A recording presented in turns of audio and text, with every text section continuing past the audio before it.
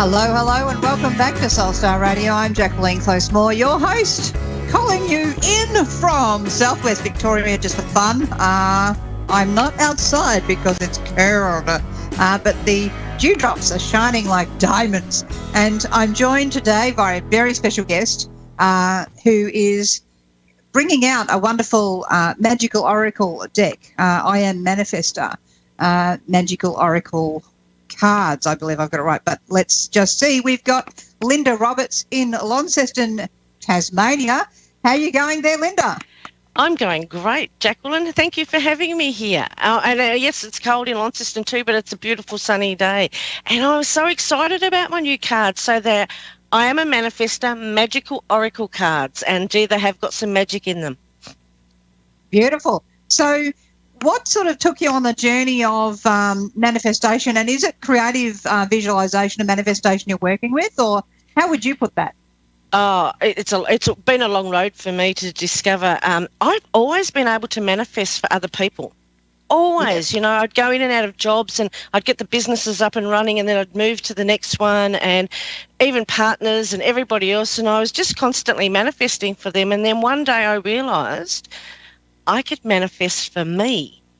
But, you know, part of learning that was doing the self-love journey and the worthiness and the able to receive and the forgiveness. And so it comes like the onion that we all do to spiritually evolve. You actually have to do that with your manifestation as well.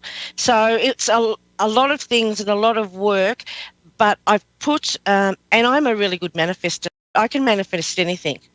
I'll give you, for instance, I gave away all my furniture and car and sold some of it and took it to the auction, and I travelled with 2 suitcases around Queensland for a while, and I said to Spirit, take me wherever I can be of service and where you need me to go. And that's where I went, and I did free workshops, and I went out back Queensland and did an 8-week free workshop there. Anyway, I ended up away for 3 or 4 years, and I came back here, and I came back for a holiday to Tasmania, and I said, well, Spirit, where am I going to go next? Because I had my suitcases with me. And then 3 or 4 things came up in Melbourne, and I said, well, Spirit, if you're going to have me doing things this end of the country, you better supply somewhere for me to live. And next minute I looked on Facebook, and a lady that I knew had a 1-bedroom fully furnished unit to be rented out. And I went, can I have that? And she said, yes, I'd love you to be there. And I went, okay, Spirit, you better find me a car. And when I'm buying cars, they always make sure the rego number is something that I could laugh about. And because I have been married twice here in Tasmania before I went off on my little spiritual pilgrimage, the car that I was actually looking at's number plate was FO. And let's not spell that out. And I thought, who's that telling to nick off? So I sort of had a chuckle about that, you know. And so then I was here for a little while, and some girlfriends, one from Victoria and New Zealand, wanted us to do 3 shows in New Zealand and a couple of other things. And I went, you know, Spirit, they rang up and they said, have you booked your tickets yet? And I said no. And I got off the phone and I was quite teary, and I said to Spirit, if you want me to be available and you want me to be all, you know, out there and go to these things, geez, you know, you better pull your finger out of your eye, basically, and supply. And the next night I won Tats Lotto. My God. So how much did you win in the Tats Lotto? First division. Wow. All by myself. You go. Yes, absolutely. So that enabled me to, and I wasn't silly about it either. And I don't ever tell people live this, so keep it to ourselves, will we? Because no, it's not out there for public knowledge. So, you know. But what actually happened was I brought myself a unit, some furniture, a car, and nothing flash either. You know, gave away 10%, and did some more spiritual pilgrimages to sacred sites, and kept a little nest egg away from me. There's not a lot left from what I got, but there's enough to I get a little bit per month for that, and so I can manifest for me. I'm not. I've had I've had a life, so I really deserve this. Not because I've had a life, but because I've done the work. Yeah, absolutely. So when we kind of look at that, and I sort of know about having to manifest for yourself, and my husband actually also got the Tats Lotto numbers as well, and it's just really interesting. Yeah, so he was able to do that as well. So it's sort of not very common to be able to do that. But yeah, it's something you have to sort of start off with believing. So what was the journey of having to come to terms with yourself and that sort of self-doubt? You know, what sort of, where did you start out? Like when you were a child, were you always trusting in the universe that way, or how did that start out for you as a kid? Well, I'm the youngest of 7, so I'm the 7th child born on the 7th day of the 7th hour. So I've always been a bit special. But so there's always a lot of love around me, but that's where I started looking at when I wanted to start developing and going through things. I actually started with my childhood, because they say that you go back to, and I teach you go back to, when was your happiest moment? And so my mum and dad were farmers, and they were hard people. So even though there was a lot of love, there was still stuff there that I needed to work on. But I always felt like I was wealthy. I always felt like that I was rich, even though I wasn't. And I'm a typical Leo. I lived way beyond my means and extravagance. I've always had a no-care attitude. I've done everything to excess. So I've done everything wrong before I've done everything right. So I've drank to excess, drugs to excess, gambled to excess, so all of those sorts of things. So it's been an on and off journey for me. Mm. Yeah, so that's really huge for you. So when you're sort of advising people these days, are you working with readings or healing, or how are you working with people individually? It all encompasses into one, so it all morphs into what it needs to be for me to resonate with people. So even when I'm doing workshops, I say to people at the beginning of the workshop, at the end, please forget everything I've ever told you. And they look at me and I say, because Spirit doesn't need another me. So I'm a psychic, and I'm a clairvoyant. I'm a certified medium with Lisa Williams. I'm a Reiki master. I'm a theta healer. I'm an angel intuitive, certified with Doreen Virtue. So all of those things I've let morph into what it needs to be for me. So with theta healing, you can actually remove blocks and patterns in all directions of time. And with the psychic and the clairvoyant, so when I'm actually teaching, I actually use whatever Spirit brings me through. Okay, so what source brings you through.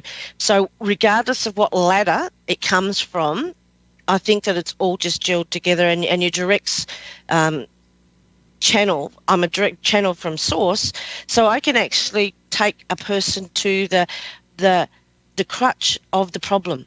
Okay, so instead of, we go through different levels of learning, and we'll go and do this little course or that little course. Well, theta healing especially can take the person straight to what they need to release, to get them on the manifestation train, if you want to, give it a name. And the cards that I've developed are actually got an upright and a reversed, and an action and an affirmation, so that you can not only do a reading and see, what's coming, just like a normal fortuitive reading, but you can actually see when you're trying to manifest something, if it comes reversed, what action that you can take. So I don't look at that as positive and negative. I look at it as a step that you can actually step, whether it's that you've got to release something or whether you've got to take an action step, because everybody's different. Everybody. Mm. So I find myself that when I'm dealing with people, I can just hear my guides sometimes sort of speaking to other people's guides and going, you think you've got it hard. Just look at what I'm dealing with. So do you ever have those sorts of conversations at all? With Spirit and with guides, they have got a sense of humour. They've got an amazing sense of humour. But But no, I suppose when I'm actually channeling, so say if I'm, see, when you're certified in mediumship, and you would know that my master guide brings through the passed over person. And sometimes if the passed over person has a sense of humour, I can remember doing a reading, and this passed over person just cracked up because I'm a North Melbourne supporter, in AFL, and he was Collingwood, and he's come through and he's sort of gone, basically, I'm going to take the piss out of you, blah, blah, blah. And I just went, oh, how embarrassing to be a Collingwood supporter. So you build up that rapport, don't you, and you joke with them and things like that. And Spirit often has a little bit of a giggle because we often think we know what is for our best, and Spirit works from our highest good. And so when I've said personally, I think I'd like that, or I think that would be good for me, they've gone, ha, ha, ha, ha, ha. Yeah, right. We know what's for your highest good. So I think that they make a bit of a joke with me when I think that I know what I'm doing. Yep. Yeah, I can certainly relate to that one. I had many, many years ago, I actually had... as an adult, I was trying to avoid my entire path because I thought it was too hard, and I sort of was like having a wimp moment. And I was walking along on my way to go to work as a manager at a fast food place, and I was walking past the supermarket, and I heard this particular guy that I know quite well, and he says, "Jacquelene." I said, "Go away." He goes, "Jacquelene." Now, Jacquelene, he says, "You're on the wrong path." And I said, "I'm on the footpath in front of Woolworths, and I've just got to do some shopping, and then I'm off to work. That's the path I'm on. You're not here." And so this was at the point at which I just decided I wasn't talking to any of them. And he says, "No, I mean you're on the path. You're on the wrong path. You need to be doing your actual work." I said, "I'm going to my day job, and that's about as exciting as this is going to get today. Now, you can leave me alone because I'm going to pretend you're an imaginary voice, even though, I kind of knew exactly what was going on here." I was just being very rebellious. And he says, "You've got 3 warnings." He said, "Ooh, 3." 3 warnings. It's always 3, isn't it? What's with the number 3? So, rule of 3. Which is rule of 3? Exactly. And so I got to the car that had its windows and doors all locked. There was no way anything would get in there. I got in the car, sat down, like this, I'm like, oh, that's sharp and extremely painful, burning and searing. And I'm like, oh, God, trying to get out of the car. And this happened 3 times. And as I got out, I could flip my skirt right around, and I'm looking at this skirt, and here's this European wasp going for it on the skirt, still trying to get me. Got the shoe off, flicked it off, and moments later, this wasp was not there. And then I had to have 3 days off. I had to lie on my belly with ice somewhere else, and I had to have these tablets 3 times a day. And I sort of said, and it's like, okay, you got your point across. And so one of my animal totems as a result is actually the European wasp as well as the honeybee. So you sort of get the different sides of those 2 polarities and go beyond that. But, yeah, it's quite hilarious when you're not listening. So anyone who's out there and you're, like, doubting yourself, you sort of the universe will find interesting reminders for you. But in any case, we've got a wonderful caller. We've got Mandy in Utah, USA. Are you there, Mandy? I am here.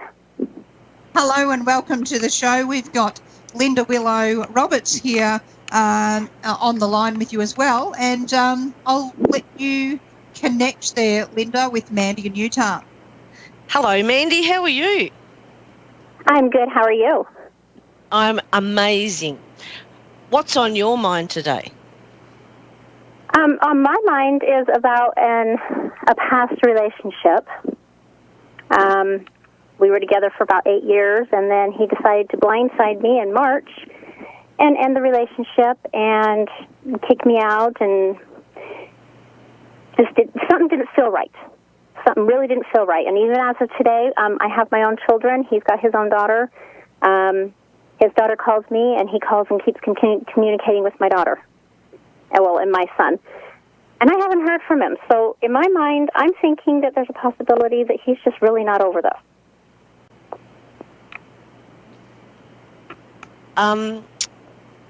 You think that it's not over? Is that what you said? I think it's not over because he keeps contacting my family and my kids. Okay. So, Mandy, what I would do, and this is what I teach and what I'd like you to ask yourself, at any given point, ask yourself, how does this make me feel? So sometimes we actually are in relationships, and trust me, I don't know how many times I've tried to make shit into strawberry jam and it doesn't work. So sometimes, and I know it's really hard because we have the idea of the relationships that we want to continue, and we have, families, and we have lots of memories and all those experiences with somebody, and, it could be 8, 10, 12 years that you have with that person. But when you're with that person, were you happy? Yes. You were really happy in a relationship? Really happy. Okay, I was happy until he started drinking, basically. Okay. Right. And that's his problem right now. Since I have been gone, he has taken to the drink severely. Okay, so when I say to you, were you happy, and your relationship evolved and your partner evolved to a person of drinking, then you weren't happy. So then I was not happy. No, so that's what you need to ask yourself. So even if you're contemplating or thinking he may want to still be with you, you've got to take yourself sort of out of body experience and out of your situation, because from the outside that you can see in is much easier. So if you take yourself out of that situation and you take yourself and look at the situation like you're the third person, if you were in that situation and he was drinking, you would not be happy. So therefore that's not a situation that you would try and continue. And there's a little bit more of his background. He's got mommy issues. Mom has nothing to do with him. And I have noticed that when he thinks about his mom is that when he turns to alcohol. Okay, that's what I know. I know, and that's everybody's got things that they need to work on, but I'm talking about you. See, Mandy, you keep talking about that person, and I'm going to call him that person because at this point in time I'm talking about you, and I just love and want to help you. Okay? So I want to know that you're doing everything that's for your highest good. So when we ask Spirit to come in and ask for your highest good to help you, we're only talking about you and your things for you to grow and for you to evolve and for you to have the best life possible. Okay. So that's where we would come from at this point in time for you. We would be asking about you. So you need to, because when you're thinking about somebody all the time, you're actually giving them your energy, and that fatigues you and drains you. So you actually need to bring the energy back to you, and use your free will to ask Spirit to help you work on you for your highest good. Okay. Because really that's what you want to attract. It's law of attraction. Law of attraction will attract what we're thinking, feeling and acting about. And I just don't feel at this point in time that you're doing things for your highest good. Okay. Does that resonate with you? It does. And I feel really teary, and I wish I could give you a cuddle, because I really want you to do things that make you feel good. So in any situation, I would really love you to go, how is this making me feel? There's things in life that you've been passionate about that has just been for your, so we're talking holistically, mind, body and soul, that's rocked your soul, That's things that excite you, that you do for you, that you've stopped doing. Okay, you're right. I don't want to be right, because the human... Sorry? Go ahead. The humanness in me doesn't want to be right. The humanness in me wants to just go, you're going to be right.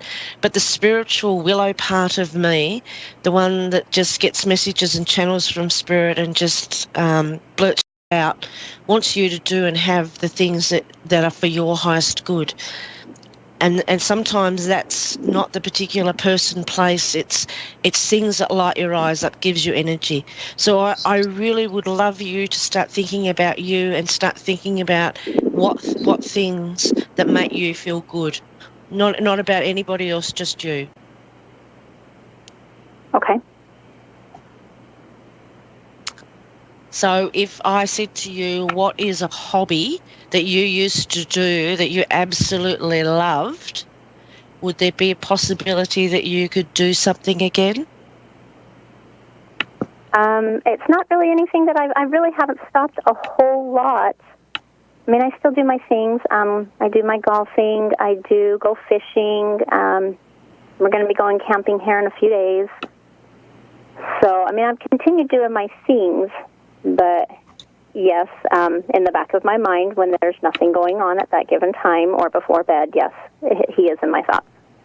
Okay, so you used to do something that you were, getting at an age of 12 or 13. What did you do then? Because normally the answers are back when we were children. We did and played and did things that we were innocent and that really rocked our worlds. So there was something that you did back then that actually, so this is Spirit's actually giving you, it's like a jigsaw puzzle, and they put it together.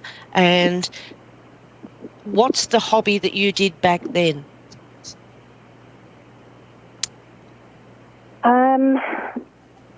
All we did was camp. That's what we did. A lot There's of camping. something that you used to go to different parks. Yeah, but there's something that you did on your own at home of a night when you were just sitting watching TV or up in your room. Did you do? That would be exercising, trying to get myself fit. That would be what I would do on my pastimes, and then that would be my alone time. That is what I would do.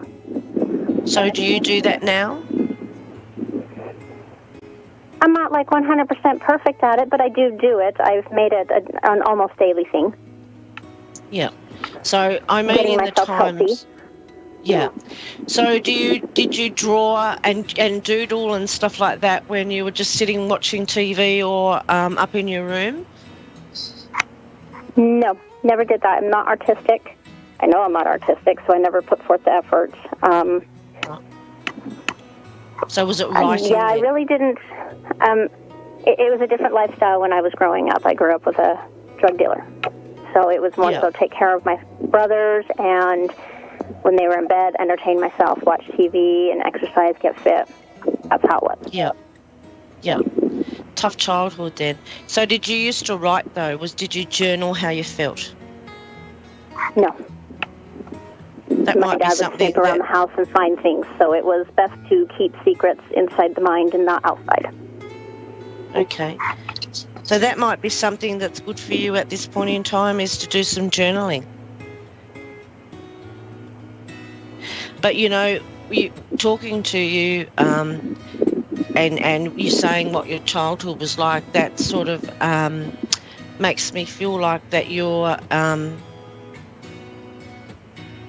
you've been the carer. You've looked after people that have had problems. Yeah. And I've kind of moved off of that. Now I more so take care of my kids, take care of a good family that's needed. I have a family that's older that needs more assistance. So, yeah, I do a lot of that.